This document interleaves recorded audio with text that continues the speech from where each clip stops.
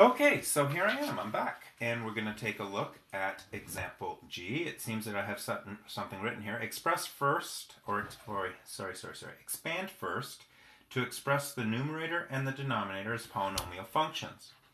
Well, that makes sense because I can't see what the largest power of the variable function is, either in the top or the bottom unless I expand. So it's going to be x squared plus 2x plus 1 over top of 3x squared plus 3x. So the largest power of my limiting variable in the denominator is x squared.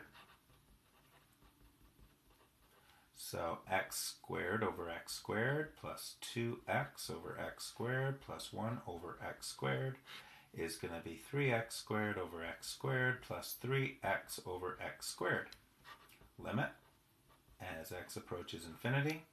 It's going to be 1 minus 2 over x minus 1 over x squared over top of 3 plus 3 over x. Yeah, that's pretty bad. That's 1 over x squared. We're going to let x approaches infinity, so that goes to 0, that goes to 0, that goes to 0. 1/3 is my answer. This one over here, kind of getting bored. They're all the same. X over x squared over x squared plus 1 over x squared. 1 over x, 1 plus 1 over x squared. We've got a 0 here. We've got this one going to 0. So we have a final answer of 0 over 1, which is 0. So there you go. We're having some fun. Again, let's remember, if you were to use property number 8 right off the bat here, you'd get infinity over top of infinity squared, which is infinity, plus 1, which is infinity. You'd have infinity over infinity. And again, we can't do anything with that. You got more work to do.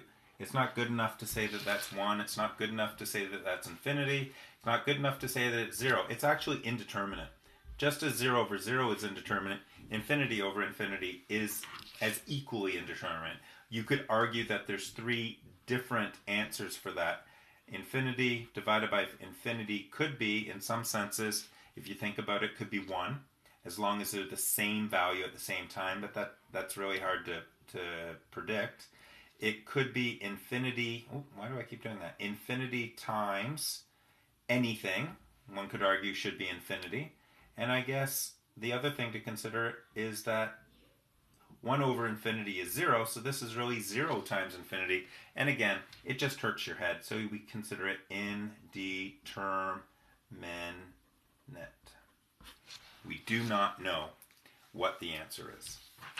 Okay, so looking down here, we have a couple more examples.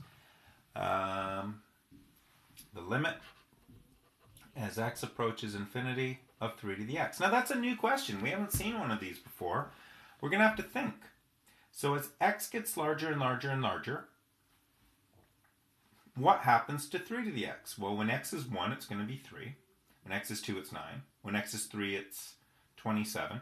In fact, if we remember grade 11, this is going to go through 0, 1, and it's going to go through 1, 3, 2, 9, and it's going to look like this.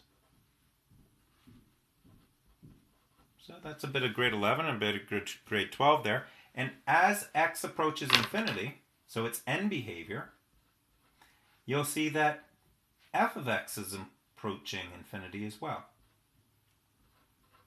So the answer to this is simply the limit as x approaches infinity of 3 to the x equals infinity.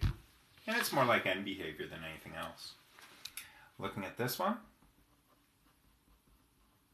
well, that negative up there, we'll use some grade 11 exponent laws, and we'll just change it to that. Now, when the x gets larger and larger and larger, therefore 5 to the x is getting larger and larger and larger, which means 1 divided by a larger and larger and larger number is going to be approaching 0. So again, sometimes logic comes into this, and you just sort of have to think about what you've got. Oh, got another one here. Limit as x approaches negative infinity of 7 to the x. This one, there's a couple of different ways to do it. This negative bothers me. Remember, you're putting in successive negative numbers. So I would like to change this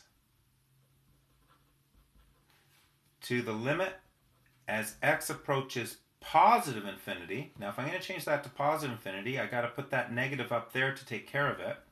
Okay, so think about it. I'm putting a negative number in. This time I'm putting a positive number in, but I put the negative up here. So that'll do the same thing. What that'll allow me to do is to evaluate this like I did the last one. And again, as x gets bigger and bigger and bigger, 7 to the x gets bigger and bigger and bigger, which means 1 divided by a bigger and bigger and bigger number is simply going to give us 0.